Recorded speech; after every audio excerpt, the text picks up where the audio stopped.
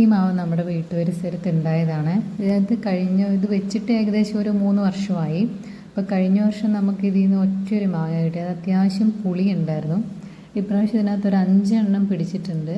അതിൻ്റെ ടേസ്റ്റ് എന്തോ ഒരു ടേസ്റ്റാണ്. പക്ഷേ മാങ്ങ കുഴപ്പമില്ല.